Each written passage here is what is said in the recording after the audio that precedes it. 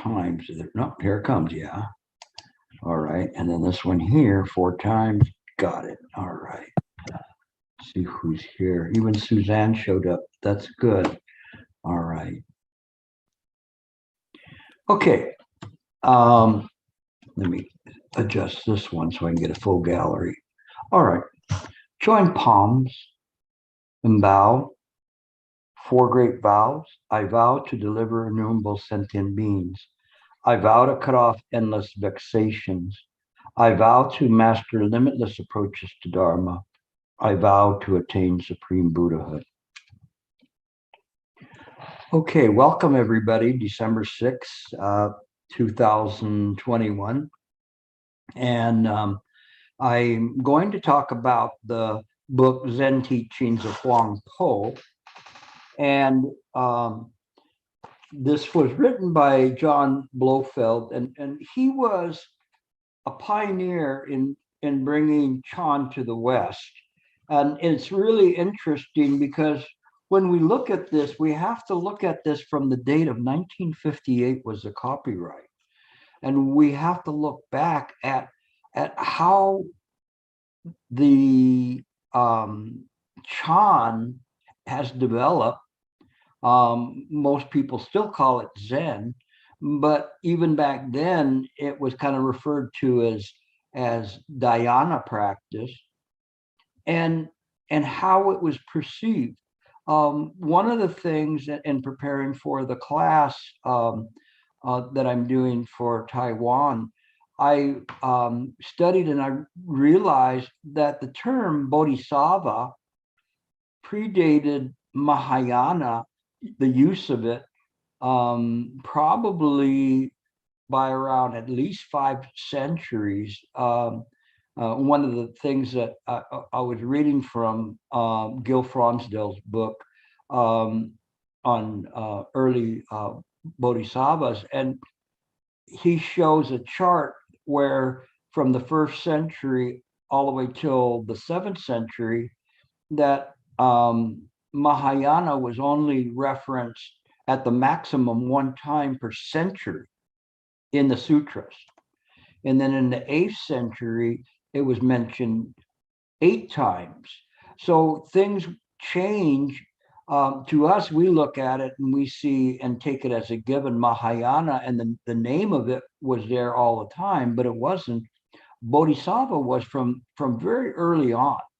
And the reason I mention this is because when we look at things, when we see that we're looking at it from this little point of time, and we believe that everything was just that way, and it's always been that way, and it hasn't.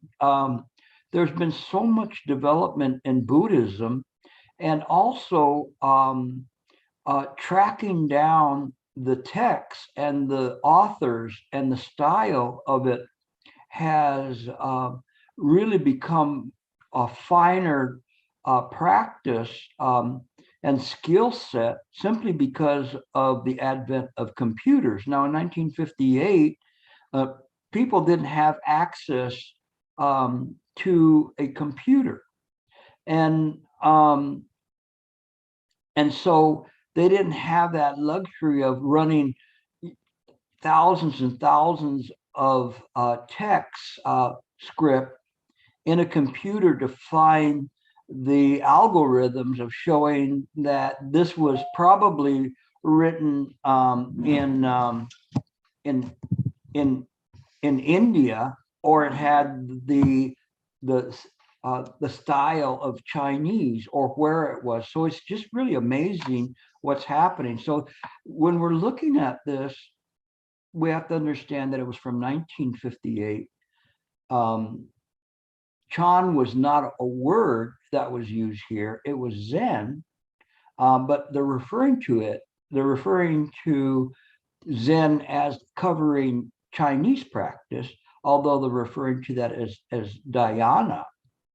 And it's interesting to see, but all through this, nevertheless, the doctrine, this ekayana, is still there. and it's preserved and echoed by Huang Po, and this doctrine that came from perhaps first century BC, and you see in it in what Huang Po's writing. But even before we get to Huang Po, and we're looking at John Blofeld's commentary, he's really kind of bringing us, let's say, up to the 20th century. Kind of scary because we're now in the 21st century, but at least he's bringing us there.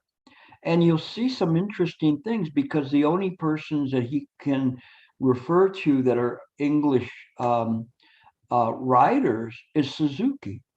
And so not too many people have appeared on the scene to write doctrinally about these things. And so it's interesting. It's a very, very limited scope. But on the other hand, the doctrine that's set out here is good. It is really, really good stuff. And I wanted you to see it from a different perspective and taking a time machine back, what, 60 some years, back to 1958, to see what this introduction to Master Huang Po, and Blofeld was the one who was translating this. And so this is called the translator's introduction. And he's talking about this, and he's saying that Huang Po was a 9th century Chinese Buddhist, and this was his text that he did. And I'll read a little bit to you for you to get a flavor. And it says, it contains a concise account of sublime teachings of the great master of the Dhyana sect. Now, Dhyana here this is Chan. And he's saying this great master of the sublime teachings. What I would say sublime teachings would be veering towards actually esoteric, that which cannot be stated in words. Master Huang Po was very, very strong proponent of Ekayana, or just this mind. So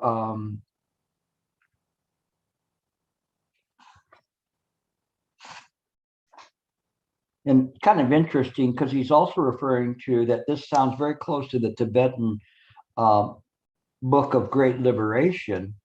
And he was poo-pooing a few, criticizing a few scholars who were talking about this Lamaism.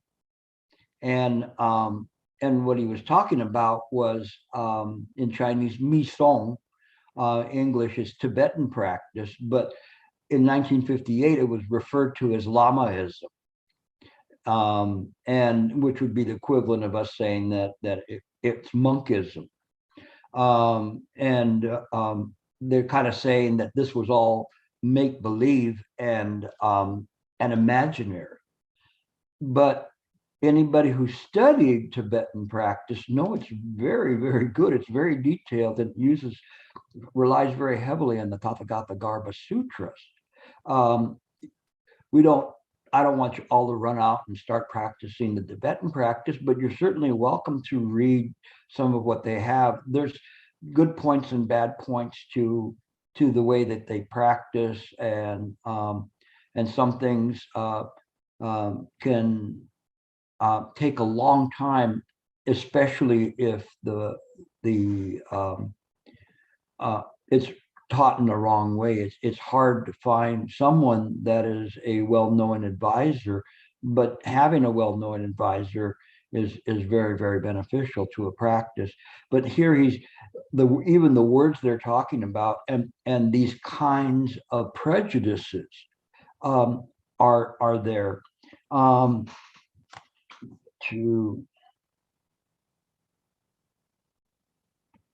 So he said that Buddhism was officially introduced to China in 61 AD. So now that really dates it because he's using AD instead of CE. And so he says, and probably reached the coast of Shantung in the early first or second century. And Hinayana did not survive there very long, but Mahayana practice flourished. And it's kind of interesting because I don't think since then there's been anybody that looks at their clock or watch and says, oh, yeah, it arrived here, like the Plymouth landing of the Pilgrims. It wasn't quite that precise. There's much debate about the when it comes. But when it gets to the parts that are important, Mr. Blofeld is very, very good in terms of laying that out. I'm just giving you kind of a flavor of 1958 scholastic approach to Buddhism. So he said that Professor Daisetsu Suzuki accepts the existence of Bodhidharma, which was Dhammo, but suggests that his teachings were derived by the Lankavatara Sutra.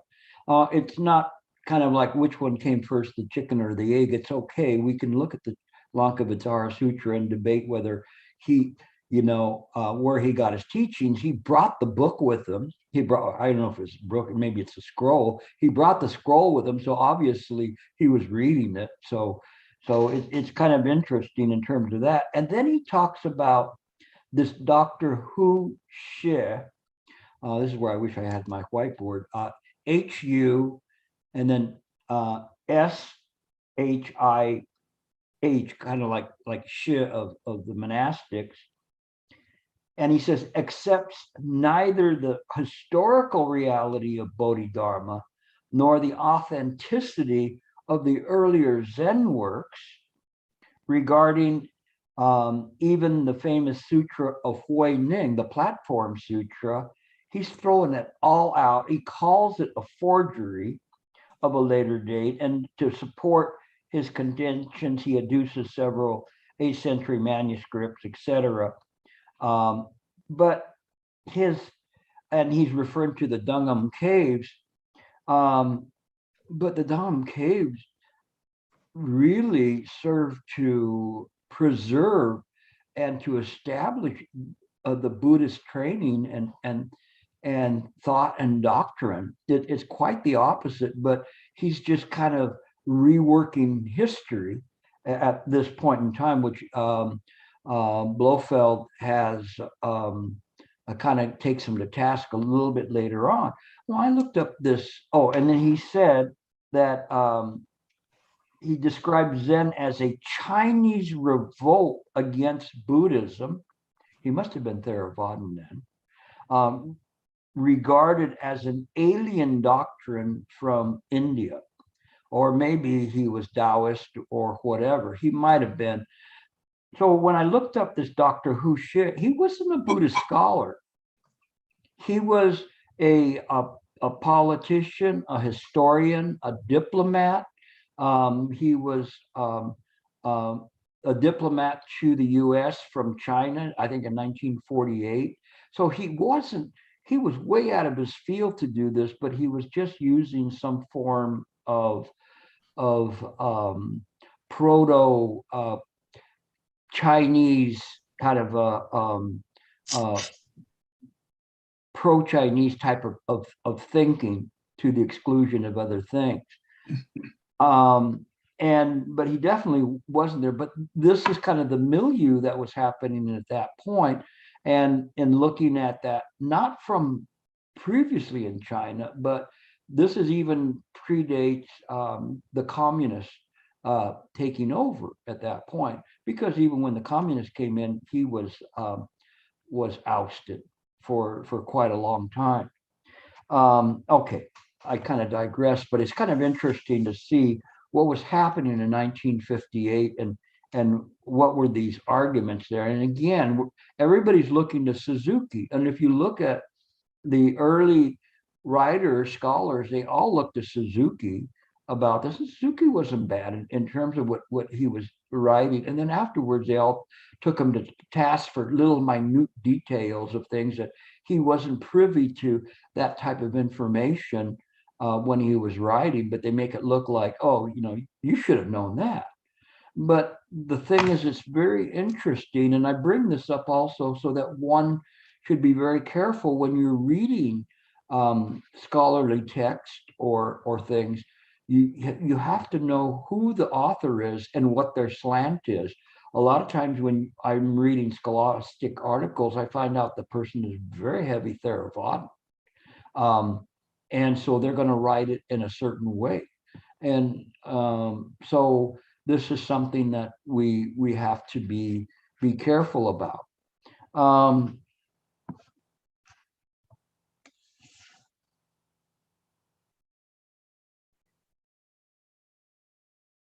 Now he's referring to Huang, and he says, when Huang, the sixth patriarch, received transmission from mind to mind, the Zen sect had already split into two branches, and he's talking about the northern branch, and the southern branch. Or the northern branch was working until they lost their imperial patronage, and that was because Shen Hui, the proponent of Huang, went in and convinced them to that his side of Buddhism, the southern practice, was better, and that they could provide more money to the coffers of the emperor, which then the emperor saying, I'm all ears.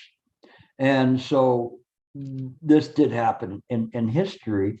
Nevertheless, Huang, in terms of the writing and what he was doing, was very, very, very good. Shen Shu, the other proponent, his was for practicing and keeping oneself free of defilements, where Huang was just going directly to the source with this concept of sudden enlightenment, which is called Subitism. And the Subitism is very important because it's saying that one can obtain realizations. It doesn't have to take forever to do that if one is sincere and practices in the proper way.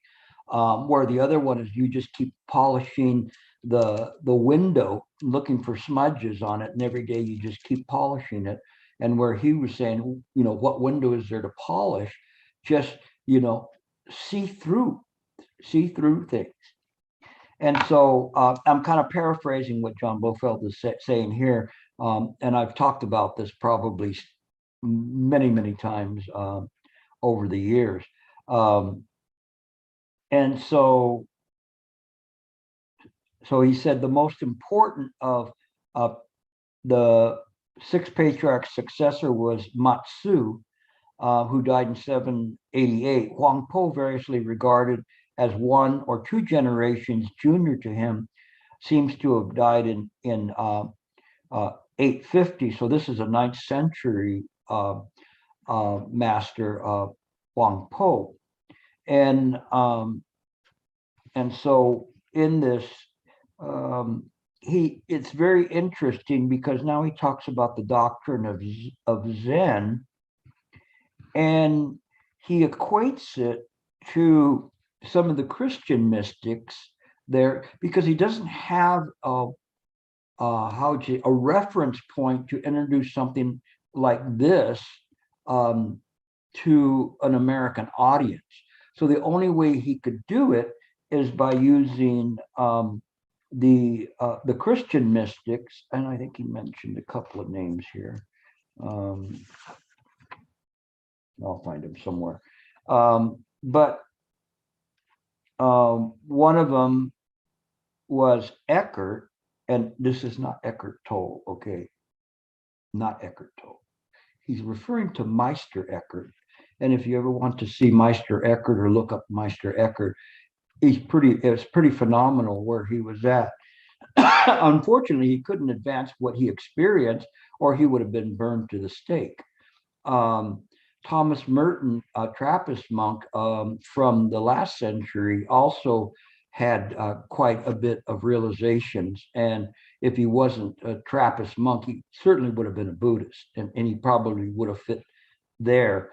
And what Blofeld is referring to is these realizations that people have. Yes, thank you, Meister Eckhart, is his name.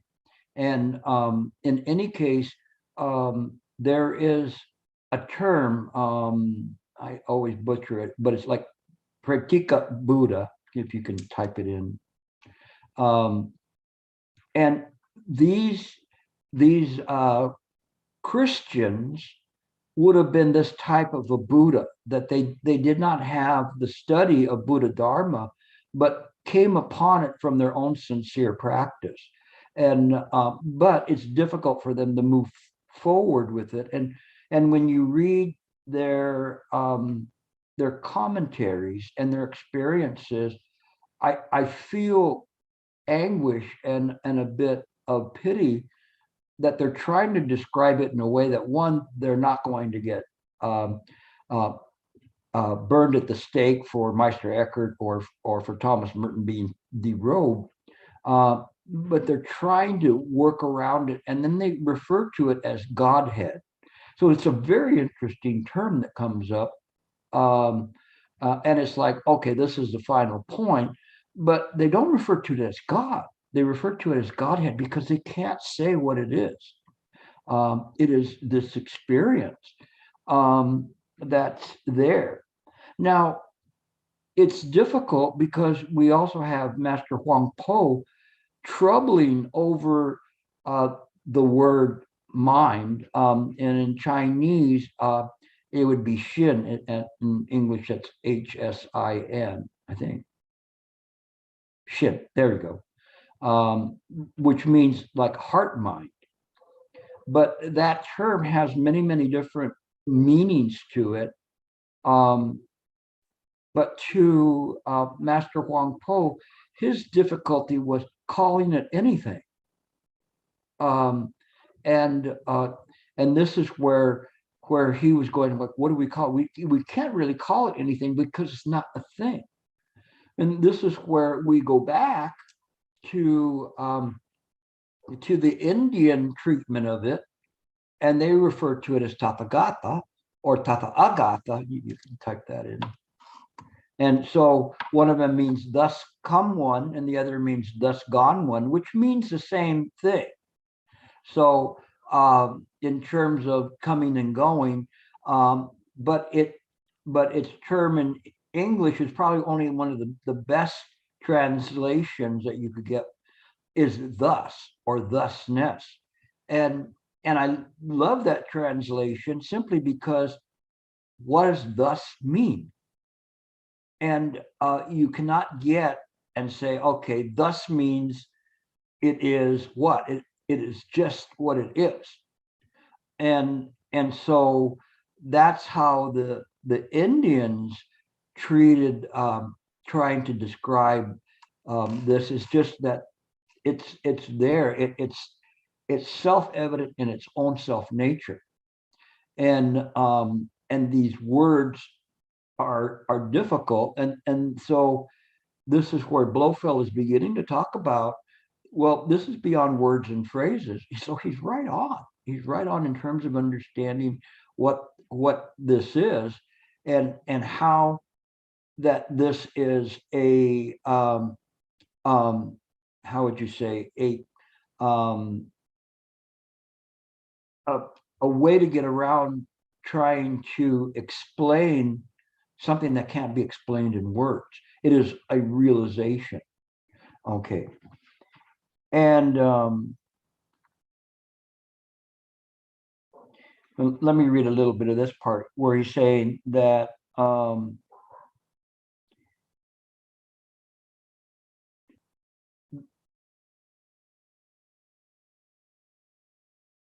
Christian mystics have explained as a union with Godhead. They believe in the possibility of attaining full enlightenment both here and now through a determined efforts to rise beyond conceptual thought and to grasp that intuitive knowledge. And this is where they're referring to the Godhead, because they're realizing that it's beyond God. Now, they call it God because they have to call it God, or otherwise they're not Christians anymore. But they're going and saying, this is different. This is not really like a God, in the usual sense of the way, in the way that Buddhists describe God. Um, and Buddhists have a very interesting way of doing that because the gods are still within samsara, and they still, their minds are still have defilements and apprehensions to them. Maybe not as we have them, but they still have them. And so it's very, very interesting here where he's trying to describe this from a Christian viewpoint. And the reason I'm bringing this up is to give you something to compare to when we're looking at this. And there also is because there's a lot of you on WeChat, for instance, or on my mind work one, that are still not clear about this. You still think that there is something that this self can gain a realization, but you haven't been able to separate out the corporal self and this identity, the separate identity from mind itself. In mind, the only difference is that you use the same mind, but now if you get a realization, you can approach it by mind's own perception. And this perception uses the five skandhas, but it uses everything else, and it has this intuitive aspect to it. It is not making discriminatory evaluations of things. It's seeing things as they are without any kind of frame of reference to a self. And the difference then is that everything is in a state of equanimity. And so this is where this is all headed, is how do we do that? We've got to let go of this sense of self. And some people, sometimes they're there patting themselves on the back and they're still stuck there. They're better, they're doing well, but it's still not yet. It's still not where it should be. But this is the danger point, because when we get to this point, I've seen a lot of old timers, and they just accept that. They just accept, I can be very quiet on my cushion. I can be very mellow. I can be this, and that's it. This is what I call old dog Chan, because it's not pushing anymore. It's satisfied with that. And they go, here, take this. This is your participation trophy. And so they're happy with the participation trophy. So for those of you who are not familiar with that term, participation trophy, it means that everybody gets a trophy just for playing. And but a lot of people are just satisfied to stop there, and they've pushed all the way up this mountain for so long, but they just need that extra bit. And this is why as I was reading this, I was going, this is where the error is on many people. As they get closer, they still are thinking that this is their mind. So if you ever see me and I say to somebody, Ananda, that's not your mind, it's from the Shurangama Sutra. And it's referring to the impressions of Ananda, excuse me, thinking that he has, that this is his mind, and having no clue that the mind is beyond all of these kinds of conceptions, even though he's conceptualizing the Buddha mind. He can't see it because the self is very, very clever. And so either he dupes himself to believe that he now has the answer and has seen everything and realized it, or he's just satisfied whether or not it's really a realization or not. And that's good enough, and it will work. It's like some carpenter just nailing a table together and not really concerned about its stability or its usefulness, but they go, well, the four legs are on, even though they're not like perfectly aligned or anything, that's good enough for me. But we shouldn't be that way. Even if we're older, then we should be mindful of our time here. There was this wonderful lady that asked a question last Friday, and she was saying, "How do I practice? I'm getting old." She's very aware that she's getting old, and she goes, "I want to practice well.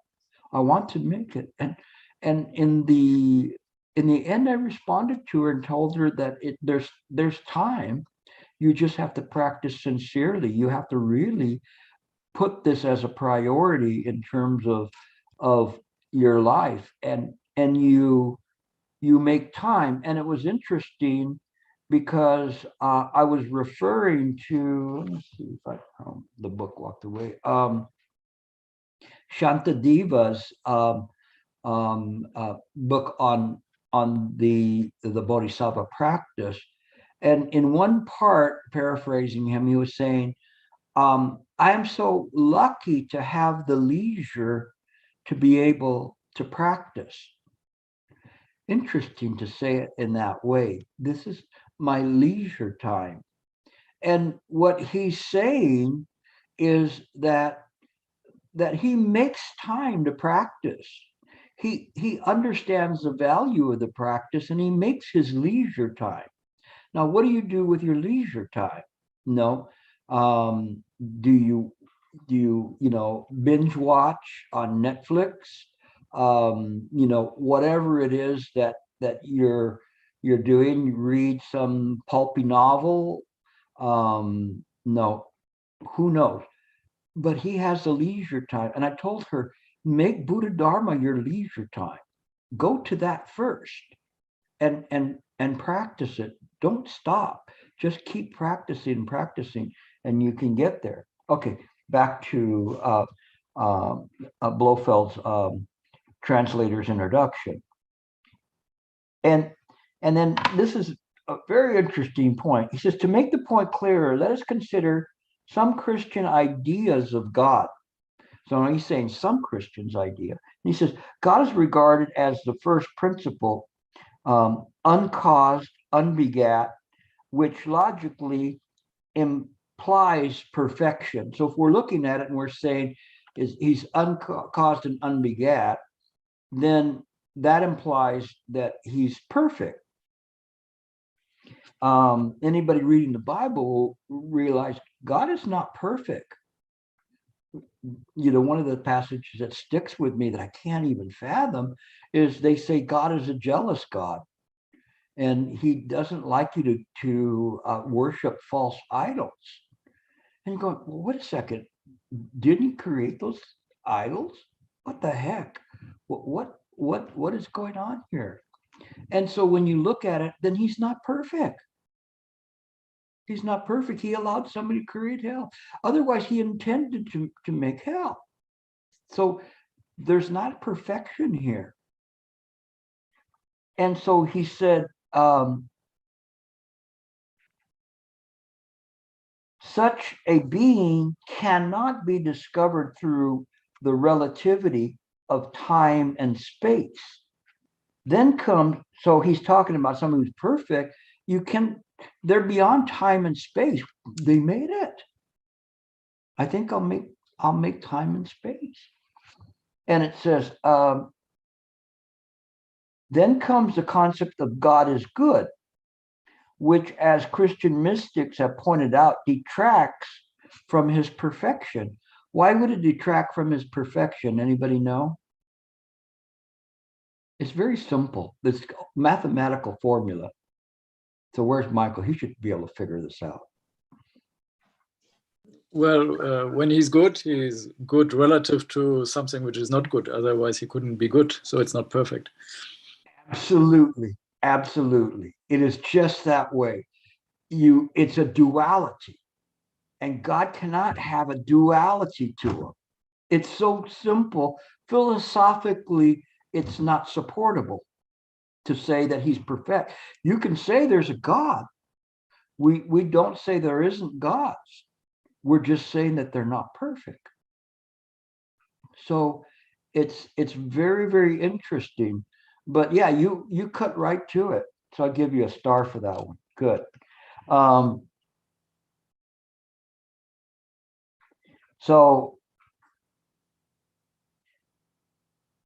he says, detracts from his, for to be good implies not being evil, a limitation which inevitably destroys the unity and wholesomeness inseparable from perfection. This is good stuff. You have to kind of contemplate that and say, okay, that the Buddha is beyond good and evil. When we look at things and say, well, why do humans kill each other? You don't blame it on the Buddha. It's on causes and conditions. It is just this way. It reflects what's happening in there. But again, this is a dream. Gilbert? Yeah, go ahead. Yeah, I was just going to say, I remember Sherfo speaking once about God. He said, people think I don't believe in God. He said, I believe in God, but I can show you how you can slip right through God's fingers. Yes. Yeah, very, very good. I mean, and that's the thing, is that what we're doing is we're looking at it from a different point. I'm not God bashing here. What I'm trying to do is establish the doctrine of Ekayana, because the doctrine of Ekayana is just mind, and we should say just instead of saying mind, or thusness of things. But in any case, if you understand kind of the playing field that I'm working off of, then you'll be fine with it. Okay, so we continue on, and again, this is just him in his introduction, but I think he makes some very, very good points in terms of the practice. Good job for him to do this. Okay.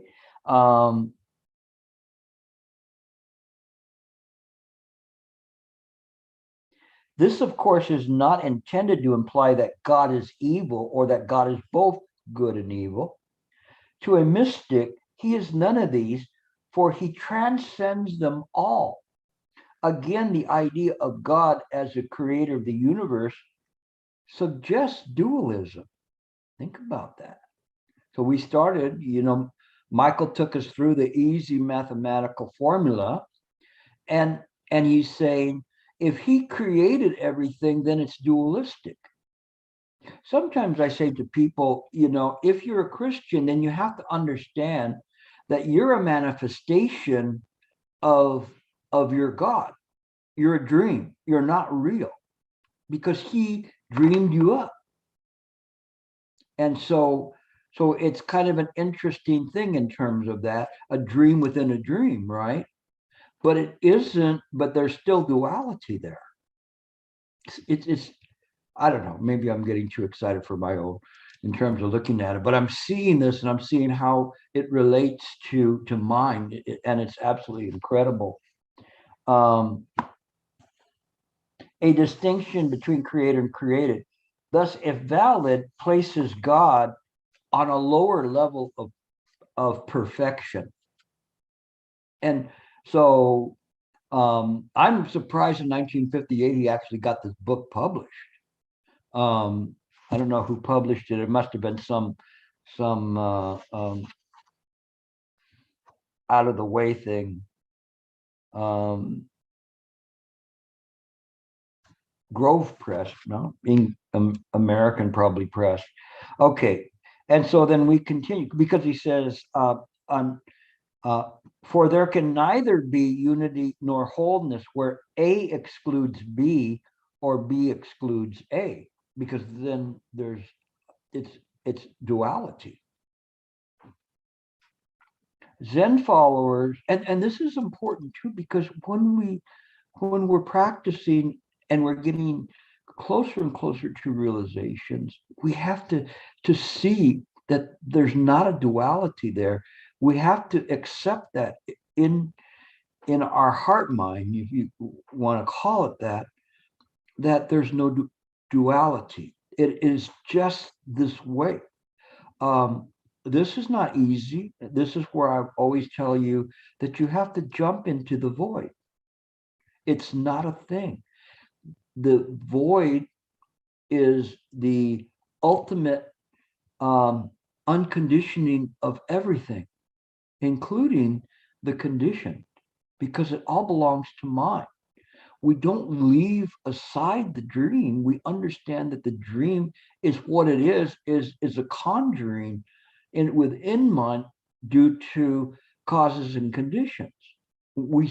And if one can see this in a clear way, then it helps you jump into that void. You don't have that fear, because the self is always going, I don't know, maybe that water might be kind of cold, or who knows where you're going to end up at. You're going to jump there. You don't know where you're going to land. And maybe you're a Catholic, or have a Catholic upbringing. And Catholics, God bless them, they really have perfected the art of guilt, and they feel guilty about everything. And you have to get over that. You have to look at things. We do our shame and repentance practice to clean all of that, but again, we have to let go of everything: accomplishments, guilt, all greed, hatred, ignorance, all of those things. Okay, we continue on.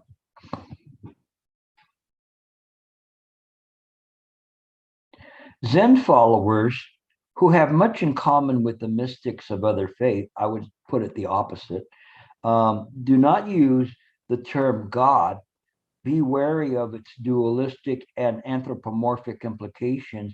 They prefer to talk about the absolute or one mind. And this is very, very important, because even to this day, there are scholars waiting to pounce, reading all of the dharmas, looking for something, trying to find something to pin monoism on the Buddhists. Monoism is the belief in one entity.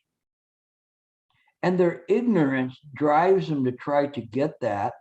And then the other scholars will whip them back or slap them back and say, no, that's not what that means. That, it's bordering on it. And where we began to border on that was we're okay with Nagarjuna and the emptiness of things, sunyata, that was fine. But when we got to the Tathagata Garbha, there was a subtle shift into Buddha nature. And the Buddha nature then is where the scholars from back then and the modern day scholars are jumping on it now that there's more and more translations. And they're going, aha, it isn't really this way. If you look at this, they believe in a God. When we talk about ekayana, meaning the single mind, but we don't really talk about it in terms of a single mind per se. We just want to avoid duality. But they see that as saying, oh, well, because of this, but you can't pin everything on the Buddha as some form of intentional act of the Buddha that people should die or suffer or starve. That is just simply the Buddha mind following the Buddha mind. There is no Buddha sitting on a golden throne somewhere that you'd look at it. And even if you went before that Buddha, do you know what that Buddha would tell you? What do you think he would tell you? Anybody? Nobody wants to take it. You don't want to say what the Buddha might say to you. What does the Diamond Sutra say? Yes, Harry. The Buddha would tell you, you have to do it on your own.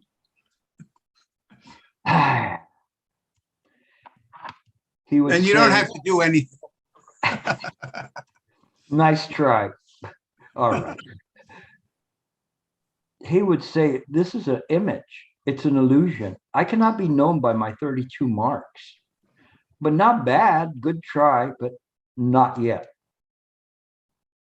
And so the thing is that we have to embrace what appears to be these great contradictions.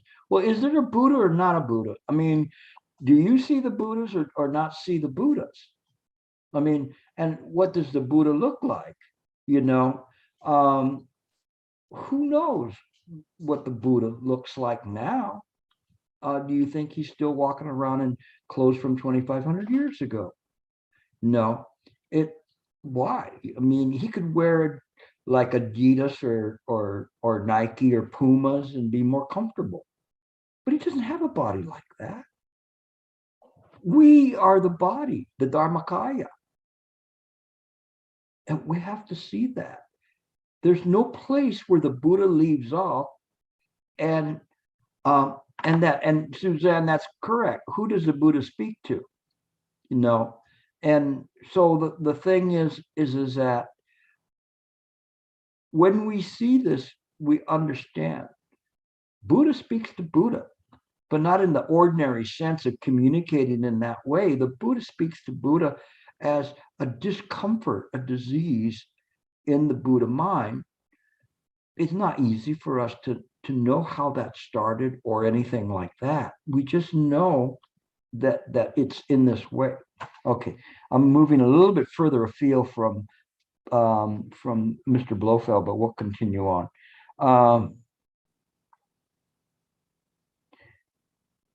Thus, the word Buddha is used as a synonym for the absolute, as well as in the sense of Gautama, the enlightened one, for it is held that these two are identical. The Buddha's enlightenment, and your too. Not your body, but the very mind that's listening right now is not other than the Buddha mind. That's what the Buddha came here to say. He didn't come here and say, hey, you know, I just decided to slum for a while and come here to Earth and mess with you guys. He was saying, this mind. He gave us the way to do that, the 12 nidanas. And then when he couldn't get that, then he started working on the Four Noble Truths. But those who were adept saw through the Four Noble Truths. There's no suffering, no cause of suffering, no cessation of suffering, and no path. So there's no attainment, no enlightenment. Why? Who is going to be enlightened? You're already using the mind. You already have that. You don't have to try to get anything or put anything down. I've been saying this for years.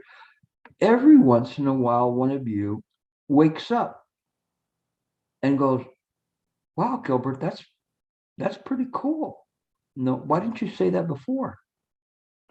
Okay, so we continue.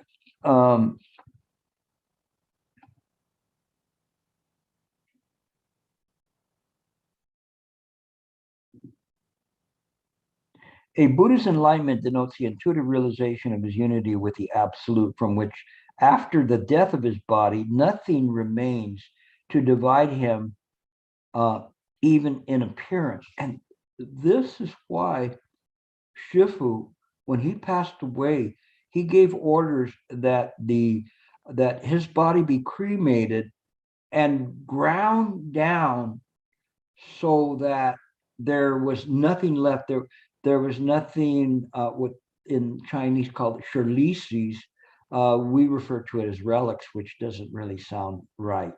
But shirlisis, am I saying that right? Those, yeah?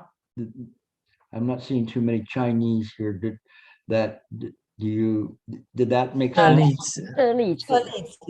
Chinese, well, not bad then, pretty close. So he wanted to make sure, don't erect stupas to me. I am buried in, I think, 5 pockets in the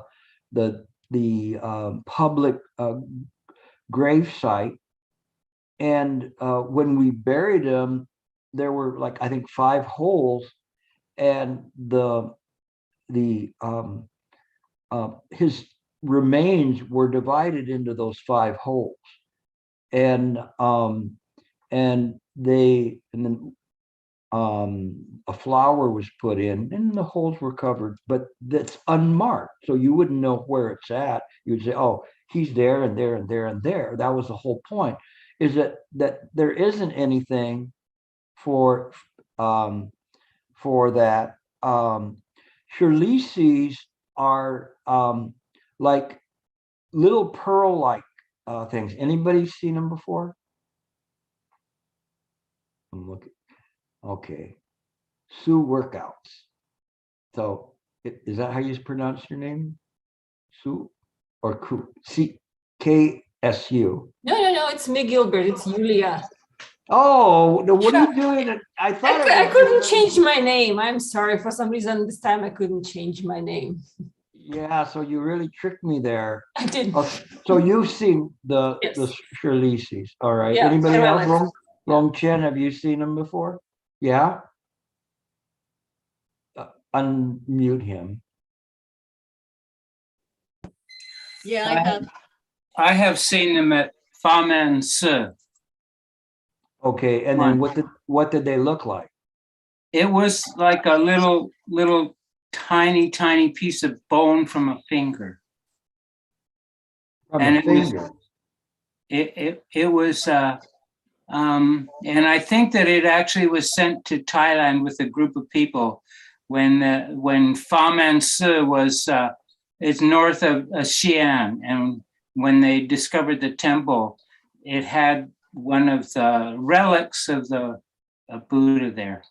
Yeah, this kind of, you're talking about relics like teeth or a bone or something like that. Yes. These relics that I'm referring to are when you cremate a body, if the person is a great practitioner, what remains is these kind of like little pearl-like substances, kind of globular, like pearls, and with different colors in them, depending on the person, how many they would have in their body. And it's so that's why I say relics is not a very good term for it. But anybody else see them? I have. You have? Yeah. Oh, that's right. You about 3 years ago, right? Yeah, more. A group of us went to, I think, Redlands. There was it's not the Maitreya project. Yeah, they collected relics from several. They had a huge amount of Buddhas and. Yeah, so, and what did they look like? Pearls, little pearls of many colors and many sizes. Really interesting. They're kind of transparent, kind of see-through. Yeah. You see, it's very interesting, right? But Shifu didn't want to go on tour. He wasn't interested in people saying, oh, there was this person. He was disciplined to the very, very end. When I say he didn't want to go on tour, was he didn't want to have anything where people would identify as him, because it would be contrary to what he taught, which is simply that just mind. This is what is important when we look at things and we understand that, rather than going, oh, he was a great master. Of course, we give respect to him and everything, but we also understand that body was not him. It was just whatever came out was from the Bodhi heart. It had nothing to do with him as an individual. And that's why he did not want to have any identification to this extent. And it's important when we see that, because we have to learn from Shifu and even his final, what he called a perfect death. And that was something that was very important, that he was teaching all the way up past the time that he passed away, so that he could show us this. Don't be clinging to anything like that. And one of the things that he said, that one of the stories that really struck me very strongly, was that he had written a story about this master that goes to another temple. And when he went to the other temple, they greeted him and they were so happy he was there. And they said, after dinner, we'll take you on a tour of our temple. So they began to take a tour, and then they stopped before this portrait. And it was a portrait of a monk. And the master looked at the portrait and said, say, who is this fellow here? And they went, oh, that's our master, our Shifu, but he's passed on. And the monk said, and can you tell me exactly where he passed on to? And they were speechless. But that's was Shifu's point with this, is that we don't hold on to appearances, no matter how apparent it was that there was a greatness in the samsara. Of course, we give respect, but we don't cling to that. We have to understand our Buddha Dharma, so that we're clear about what we're doing with the practice. So, Gilbert, we had a question. Somebody Okay. had their hand raised. They don't have it raised anymore. that Is there still a question? I'm almost getting to the question portion of the program at this point. Hold on. See if I have to, if there's any other points that I can make at this. All right. So then he said, furthermore, Zen followers hold that the absolute, or union with the absolute, is not something to be attained, nor does one enter nirvana. This is exactly what the story was of Shifu's. Is in fact an intuitive realization of the self-nature. Self-nature here is not yourself, but the self-nature of mind. What is mind? And what is the self-nature of mind? Pratika Samapada. And causes and conditions never fail. And so then, and this intuitiveness is understanding that so clearly that the mind is able, via the Buddha mind, to perceive the past, perceive clearly what is appearing in the present and the future. Not in a soothsayer way, but just clearly aware of it, because these things are not something that are tied to a time and space. They are something that that one can see. And some people have some ability sometimes to see things or feel things from people. Even when I was practicing Qigong, I was able to do some things. And I remember one of my students in my class, I started talking to him and saying, oh, you know, something about some accidents that he had and different things about his life. And he got very, very frightened. He didn't understand where this was coming from. But it was just some form of intuitiveness. Now, I don't have the intuition of the Buddha, and please don't let anybody say that I have that. I'm just saying that what we believe to be concrete samsara existence is not that way. It's constantly in flux. But the thing is if we understand that, then there's an intuitiveness that one can be able to see things that can manifest or have manifested in the past or presently manifesting, and know what the cause was. But anyway, the last part I'll read, it says, the experience commonly called entering nirvana is in fact an intuitive realization of self-nature in which the true nature of all things, the absolute or reality, is regarded as having for sentient beings two aspects. One, the only aspect perceptible to the unenlightened is one in which the individual phenomena have a separate, though purely transitory existence within the limits of time and space. So that's you, as an individual, and you see things and say, I was born, I will die. But when I talk about mind, when I talk about people, I see them as the uncreate or the unborn. It's a different way of looking at things. And you all possess that. Not your body. Your body is like a burrito that's been in the refrigerator for 5 days. You're kind of wondering whether you want to take a bite of it or not. It's transitory. But the uncreate, unborn, see that. Try to feel that. That's jumping into the void. It's possible. You just have to turn the mind's eye inward. Okay, and we continue. Because I want to get the other aspect is spaceless, timeless.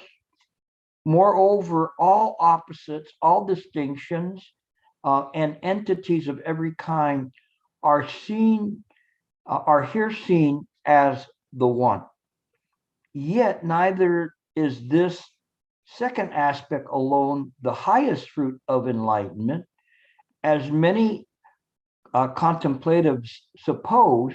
It is only when both aspects are perceived and reconciled that the beholder may be regarded as truly enlightened.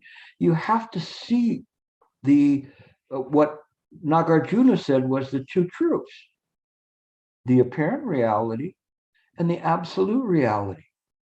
I'll leave it there for you guys to contemplate about the two truths here. But you see, Blofeld, I think he had some good realizations. I mean, he's speaking from the heart here. And I haven't really read too much of contemporary, especially Western writers that write this way. So I was very surprised when I was reading his introduction, because his introduction says it all. So we'll continue next week, and then we'll get into Huang Po, and everything that Blofeld's saying, Huang Po said it way before, and Matsu said it before him, and all the way down the line. Okay, I went a little bit over time, but we'll take questions. No questions. Suzanne just disappeared.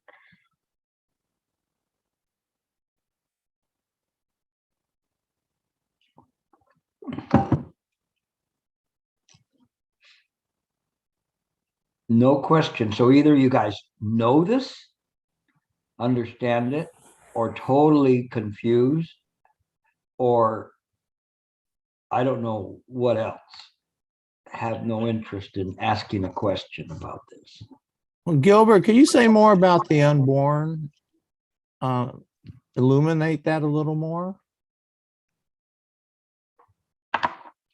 If you, and I put quotes around you, are the Buddha mind, that who I am addressing right now, and I don't have your picture in front of me, but if you are if you are mind, the Buddha, then you've never been created, you've never been born. Mind is this, the appearances in it and the apparent reality is that you believe that you're a life and being, an ego or personality. Right. But yeah. in fact, you've never been born. You've never been created. This is your, I always keep trying to think of the word that you should like, your non-birthright. It is just mind. Okay. And so there's nothing born to it. This body obviously gets old. Some of you who've been with me for many, many years, you know, I don't think you can see me and say, wow, that looks like Gilbert like 30 years ago or whatever, 20 years ago. You know, I get old. My body tells me I'm getting old. But the thing is that the mind that I use, it hasn't grown a minute, a second, a nanosecond older. Yeah, right. Okay. Okay. So contemplate that. Okay. Good question. Suzanne's coming up now. Is she unmuted? Yeah. Did you There. unmute? There you go. So the exoteric searches for beginnings and endings, births and deaths. And that is of the world of Pratika Samutpada. I'm not sure I follow the first part that you said, the esoteric searches. Exo, outside this world, that this realm, this dream that we are residing in. Okay. So it is, if we presume to put labels on things, the labels nail in place something that cannot be nailed. It's like trying to catch a wave on the sand. It doesn't make sense. That's all I have to say about that. Okay, Forrest, thanks. The thing is that maybe it's a sand wave. But what we do as mind, I say we in a very nebulous way of saying we, is we just stay in harmony with everything. We're in harmony with it because it's mine. And so it's like, you know, you see a pool full of kids and they're all splashing, and there's waves going all over. You know, you put an old timer in there and they just want to just cruise very slowly through that, making as little waves as possible. And this is the Buddha mind, is trying to meld with everything that's there, not trying to deny the existence or non-existence of anything, just simply seeing it as it is. And this takes away the duality when we begin to use the perception of the five skandha. The mind's perception, even though it uses the perception of the five skandha, is different because it is not based on a locale. It's based on the experience at that moment. Our experience is very narrow wave band, but the Buddha mind begins to expand that wave band, so we're able to see things that other people can't see. Doesn't mean that we've reached a realization, but at least we understand that we're pushing the borders of what we perceive to be reality out until such time as that entire premise is collapsed. It doesn't mean that at that point we then reach nirvana, jump on an air balloon and go up into the sky and say bye, you know, from the Omaha Circus. But well, maybe that might have been a different book, I think. But in any case, that's how it is approached. So it doesn't look at things the way we look at things. It is those things. Okay. Not in a way where it is. It's just mine. Okay, let's see. Angie, you came up first. Amitabha Gilbert, hello. Amitabha. Yeah, I have two questions that are quite related. So my first question is, I think what's coming up for me is that apart from the dream, there's nothing else. Apart from the dream, Yeah, there's nothing else. So the dream is it.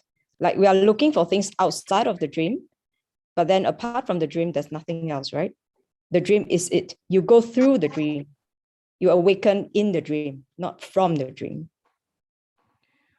when the Diamond Sutra says that all you should think of this fleeting world, and then it goes through all of the things, you're familiar with that passage, right? It ends with an illusion, a phantasm, and a dream. It doesn't say because it's a dream, it's nothing. So mind is beyond the idea of even saying not a thing. It is not a thing simply because it's mind. It's a manifestation of mind. So all these appearances, we don't have to negate them. And that was what Nagarjuna was doing with the two truths of the apparent reality and absolute reality. Leave apparent reality alone. It's just appearing there. It's not real, but we don't have to say it's not unreal. It exists or does not exist. It is beyond that. It is, we only have to understand how it manifests via pratika samappada, the cause and condition never fail, which is the self nature of mind. And so when we look at things in this way, it changes. So the vocabulary, this is the part that you have to kind of watch, but it's good because the way you phrased it, you're presuming suspect that this not a thing is not satisfactory way of presenting it. So that's good. I don't know if I answered your question or not, but sounded Yeah, good. I wasn't negating the dream, but I think where I was coming from is we don't look for something outside of the dream. Well, we don't look for, there's nothing outside the dream, because if you're looking at it, it's like A is equal to A or zero. And so there's no you that's looking for something outside. You just simply have to come to the realization that all of this is manifestations of mind. It's like, you have a dream at night and you wake up and you go, oh, that was a dream. I was just in a dream. Okay. That, right? So I look at you, I look at all of you, and I'm in a dream. And so this is where I do the work, and I have the leisure time to be able to talk to you. Okay. And so it's a different thing. I'm agreeing with you in terms of what your premise was. I'm agreeing with you in terms of you looking at this and kind of wondering, well, is it nothing or not? It's something else. But what I want you to do is look outside the dream without negating the dream, and look from the other side. You're there, and you kind of are listening to this. So turn the mind's eye inward and look with the same mind you're using now, except it's clear. You are in a dream. And just start playing with that and then let me know how that works in a week, okay? Yeah, and a follow-up question I had, which was the main thing you said on actually Mighty Networks that really gave me the impact, and that is that we are the dream and we are not the dreamer. So I'm wondering if you could expound a little bit more of that. This dream is just simply a manifestation. And again, we're not really talking about dream or dreams. It's just an analogy for us to look at things and say, these appearances are appearing within mind in accordance with causes and conditions, but we have lost sight of where they're appearing. Even if it's a dream, right now, where are you appearing? You see, you have to see that. Where are you appearing? Are you appearing in your mind? Are you a projection? And if you're projecting, what produced that projection? Mind, pratika samappada. So we never say that it is or is not necessarily a dream, but the one that's dreaming is the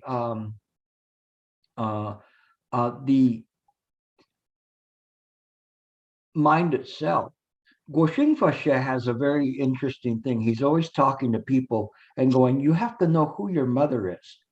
You know, he's always talking about his mother is, you know. And once I told Michael, you know, that that he was going, oh, well, we're like brothers. I said, I'm not your brother. I'm your father. And so in any case, the idea is the knowing advisor bringing the other one up. And so it's interesting, because when you say that, essentially you're looking for the source. So when Guoxing Fashe is saying that, then he's telling you to look for the source of everything. And that's what I tell you. Look for this. You don't have to cast out anything. You just have to see clearly. You'll get it because you have the interest in it. This is going to eat at you, and that's good. That's really, really good. Okay. You need to do it in this way. Okay. Good job. Thank you so much. Yeah.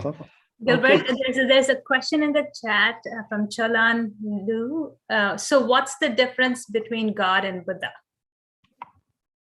The difference between God and Buddha, God is a manifestation within the Buddha mind.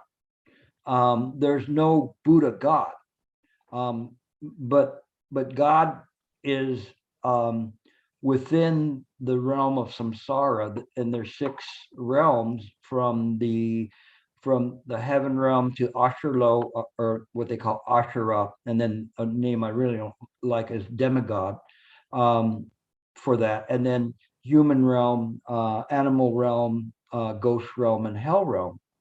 They're still within that and subject to the laws of samsara.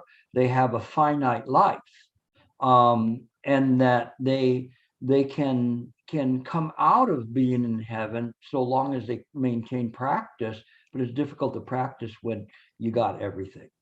So that's the difference. The Buddha is not it's not monistic. It is not an entity. It is the mind itself. It's the absolute, from where everything comes from. But where everything that comes from is a dream state. It's transitory, what we call conditioned, and the Buddha mind is the unconditioned.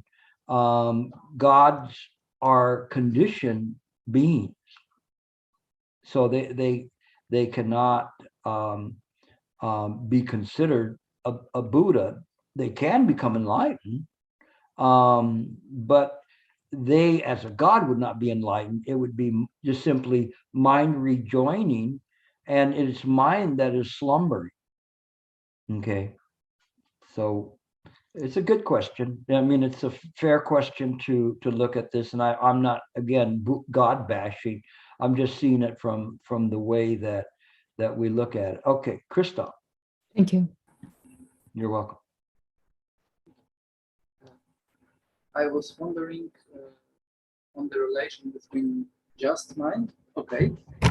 I was wondering about the relation between just mind and the self nature of mind, because there is apparent duality there, and it's always bugging me when I hear that. So could you please explain? You mean just mind and apparent nature of mind, or the self nature of mind? Self nature of mind, because I'm not sure. They mean the same thing. They mean the same thing. It would be, saying the Bhagavan as a name for Buddha. Okay, that comes up in there. The self nature of mind, pratika samappada, all of them refer to mind. Okay, it's just different ways of looking at it. When we talk about the self nature of mind, this is very important because that enables us to look at things just as it is, via pratika samappada. Just mind means not a thing. It is the suchness or thusness of mind. If you tell me just mind, I will tell you no mind. Okay. If you tell me no mind, I will tell you it's just mind. It's to try to avoid you from holding on to anything. And so you have to look into that. This is a good door for you, Christoph, that you can get into, and you can see from this, what does that mean when they say just mind or self-nature of mind? Self-nature of mind is a really good way to look in, because you have to contemplate that. Okay, you have to see, how does mind work? If you understand how mind works, there's your realization. Okay, so keep working on it. That is, the part I'm always twisting you on. Okay, and you'll get there because you have a sincerity practice, but I have to always be careful to fine-tune you, and then that parrot, that always comes up and is on there, just making sure he's clear about things, and but you guys will get it because you have a sincerity. All right, I can't tell you exactly when, maybe by Christmas. You've been good. Okay, all right, Harry, you're next, unless they have somebody on the other one. Santa? No. Yeah. Okay, all right, Okay. then you're up. Yeah, Gilbert, vis-a-vis reality and illusion in the dream, if you're riding on the highway and you see a sign that says wrong way, do not enter, it's a good idea to heed it. You don't, if that's a label, but according to causes and conditions, there doesn't have to be a self, there doesn't have to be attachment. It's responding, it's an appropriate response. So labels are not, can really be misunderstood, right? It's only when they become sort of lodged in the mind in a reified kind of way. Yes, and the point that you're making is a good one. I could go on this one for a long time, but it's a very, very good point, because it is that we do not throw out apparent reality. Okay, I'm here in apparent reality, and I put up a Christmas tree. Okay, don't tell too many people about this, all right? But I mean, it's part of my family tradition. I'm going to have my family over, and they're going to have a lot of joy out of it, and it's just something that we see, and it is kind of like when in Rome, we do as the Romans,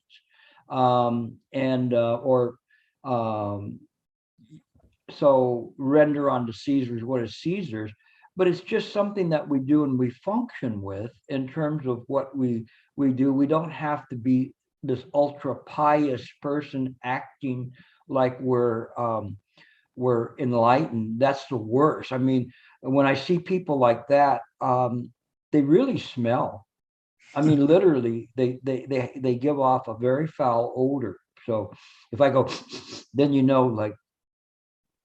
that's an insult. But when you try to play like you're enlightened, and I don't see too many. Well, right now I don't see hardly any, because we're not interacting personally. But I haven't seen any as of late. But I mean, somebody like that becomes very, very boorish in terms of it. But we just live the life, and we follow the paramitas, the Eightfold Path, the Four Great Vows automatically. We don't have to think about them. No, I don't want to steal this. I don't want to do this. I don't want to do that. Those things just don't come up in mind. And, but again, I'm a practitioner with a vow to break. And so I can't say I'm perfect. I am not going to be trying to compete with Mother Teresa for any kind of an award anytime soon. I have my good times, and when Gilbert appears, he can make a mess of things. But it's getting better and better the more I let go of him. But even saying that, he says, don't let go. If you die, what am I going to do then?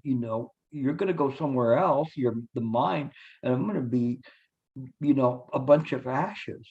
I mean, that's Gilbert.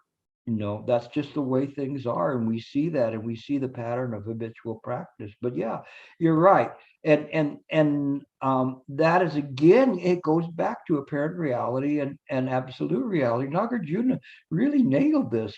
He got this for us way early on, in terms of looking at that. And one day, some of you who are listening, it's going to just come, and automatically you're just going to, boom, there it is. Okay. And you're going to be like laughing and laughing about how silly this was. Okay, Rong Chen. Yes, Gilbert. I'm going to be confused between the word that the nirvana versus realization versus enlightenment. It seems to me that because we don't, personally, I don't experience it. So sometimes the nirvana can be big word, but sometimes it could be also a small thing. Sometimes nirvana could mean that someone is dead. So, and then versus the Mahayana, when we try to learn the Avatamsaka Sutra, it has a 52 step of someone advancing towards Mahayana to become a Buddha. But that's a different path. So for us to practice as a Chan practitioner, what is the better clear path? Because versus the Warden, they have the ahab, they're becoming an ahab, and they are gone. And then Mahayana ridiculed the ahab. So just now, who asked? Just now, who asked? Who asked that question? Who is it? You tell me who it is. Who is it? Right now, who asked that question? Who is it? It's the parrot. Oh, now I got two parrots. I'm going to have to open up a shop. My thing is this. You asked me which way to go. I'm telling you that you can go through the 52 steps, the 12-step program of alcoholics. You can go through whatever, the Eightfold Path, the 37 factors of enlightenment. All of those are the secondary way. Okay. So it's like if you're going on in education and they'll say, okay, it's better, Rongchen, why don't you just, you can take up to be a carpenter or whatever, or a trade. And you go, but I want to be an engineer. No, but you can, if you follow this, you can do that. But Chan looks right to it and says, who is this? Who is the dreamer? Who is the dreamer? This is the first. This is the highest. So when we look at things and we see it, we see exactly what is there. We see that everything is mind. And when we approach it from this viewpoint, this is the first. Remember, I told you the shortcut. And what is the basic tenet of the shortcut, the principle? Subjetism. Yeah, but what is it that you need to know? Everything's created by mind. There you go. All right. He saved you. Okay, so you kept your point. Everything is created by the mind. This is the primary. This is what gets you there.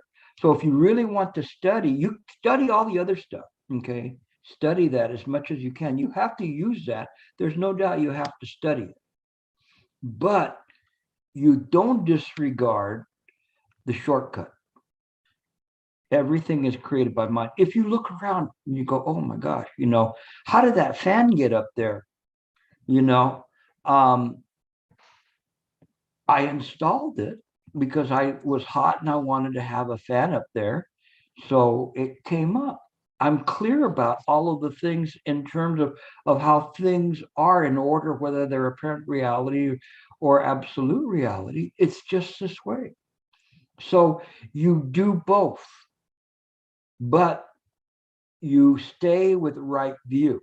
Right view is going to get you there faster. Okay, you study and you study and you study and you practice, but that in and of itself is not going to get you there. And actually, we didn't get to that part with Blofeld. Blofeld says the same thing as I just told you. So we'll continue on. So to be continued with that part, okay? Thank you. So I got to move on because we still have a couple and we're getting this. And then Jing. Hello, Gilbert. I have a very elementary kind of question. How many meanings does the relics have? The relics we talked about tonight and the relics in Heart Sutra, do they mean the same thing? In the Heart Sutra, they mention relics. Yeah. What is the passage? Oh, I don't know how to say in English, and some of the people maybe learn more. The Heart Sutra, Jane, can you help? Like 舍利子，色不异空，空不异色。 Actually, the Shalizi, if I may chip in, it refers to Shariputra. It does not mean relics. So in Heart Sutra, Shalizi means Shariputra. Okay. They use the same words. They use the same word. Yeah, they use the same word. Yeah. They use the same words, so I was getting confused. You were getting confused. No problem. You know, and that's interesting. And then I think there's people from the interpreting class, and that's exactly why I you know, there's things like that if I'm reading from a translation, I want to use my translation because that could easily happen with other things where, because I was going, where's the Shirlisi at? And it I didn't know that. Thank you, Jean, for telling me that. But it was very, very interesting, you know, that it means the two. And why would they refer to him as a relic? And was that intentional in terms of that? Because they were really trying to put Sariputra down in there and calling him a relic. I mean, I've had people call me a relic. I mean, I'm old enough now, people make fun of me as a relic. I'm an old man now. And so anyway, interesting. Yeah, thank you for that. So hang in there and stay in there. And I learned something tonight about that. Okay, Paloma. Hi.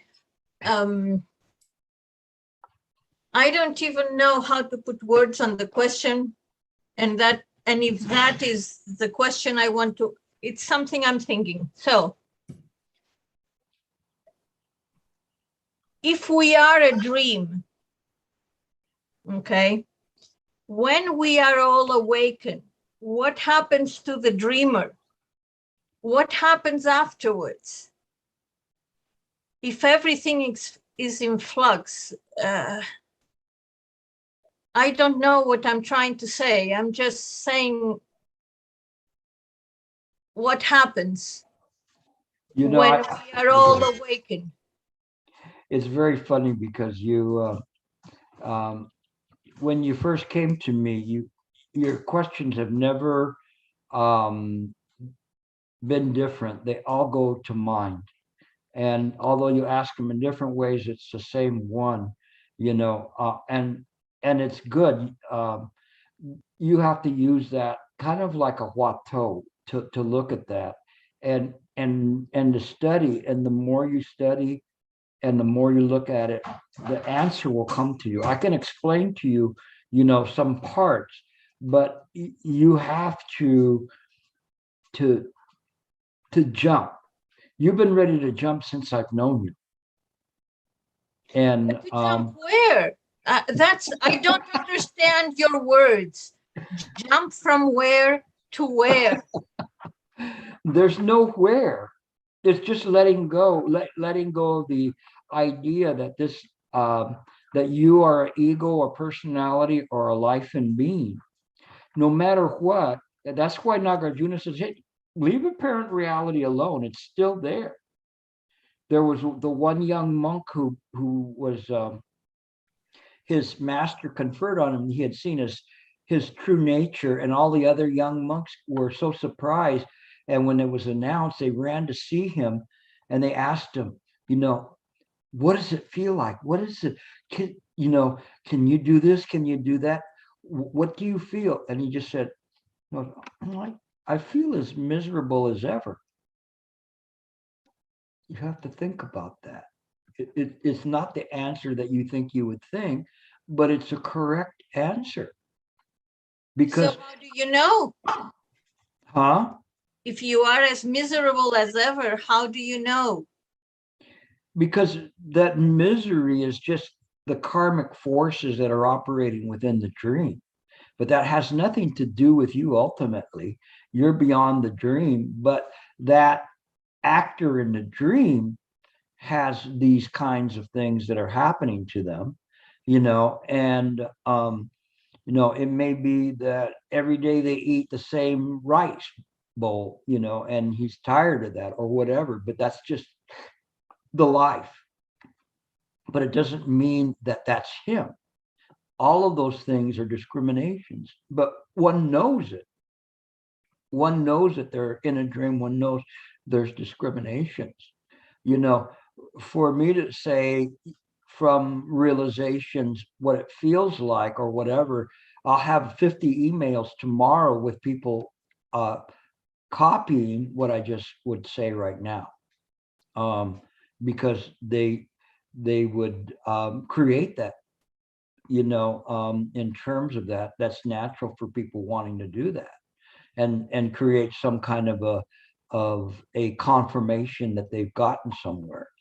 But the thing is that if you do get a realization, I'm not saying I'm enlightened, I'll never say that, but if you get a realization, things change. The things that you see around you are the same, but when I say you don't, it's not you that knows. Mind knows. Mind knows that it's operating in this body.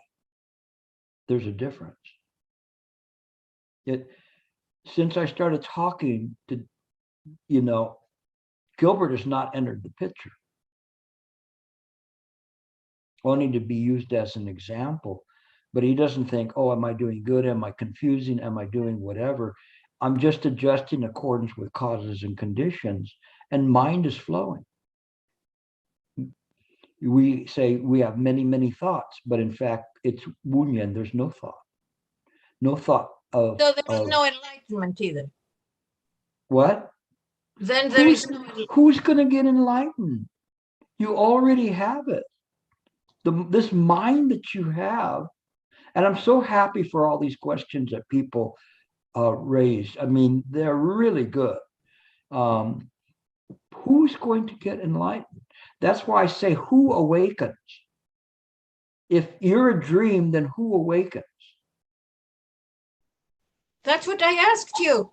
I know. That's what I asked you. I know.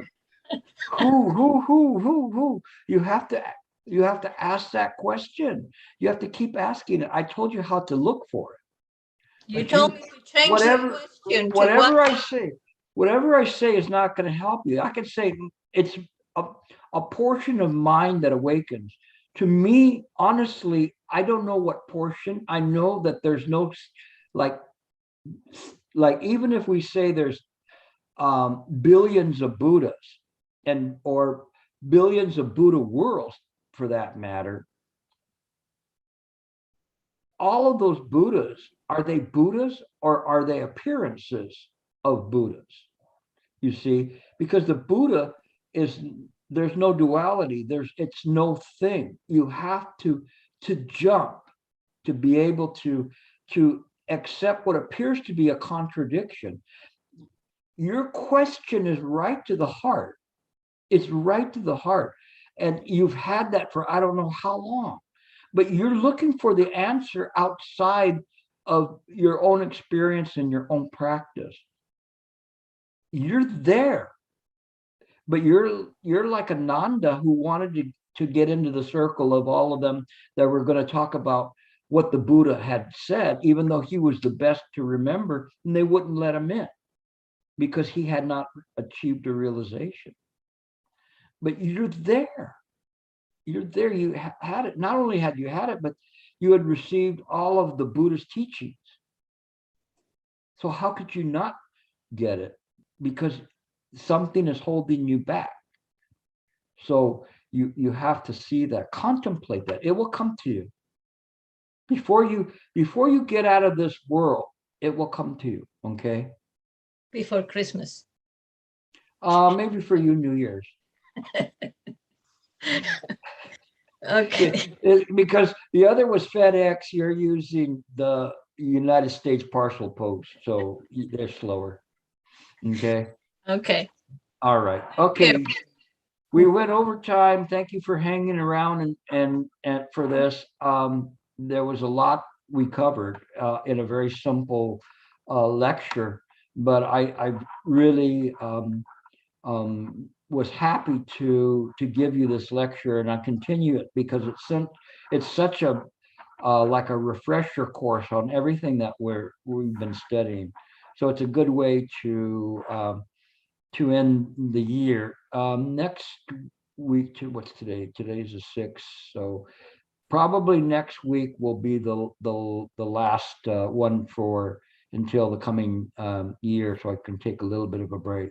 So Gilbert, you're thinking that 20th and 27th would be will not have class. The 13th will be class, but the 20th, 27th there will not be, and the 3rd again.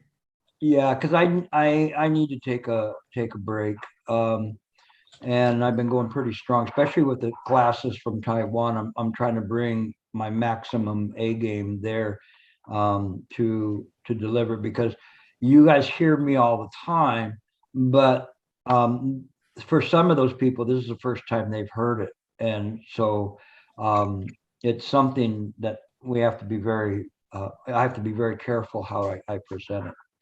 Okay, that's it. Thank you all. It's good seeing you. You know, stay safe, stay healthy, okay? You know, stay away from the people without a mask or the anti-vaxxers, okay? Do good. Thank you so much, Gilbert. It's good seeing you all. Gilbert. Thank you, Gilbert. Good night. Good night to all of you. Gilbert. Good you. night. Thank you, Gilbert. Thanks, Gilbert. Bye. Good night. Good night.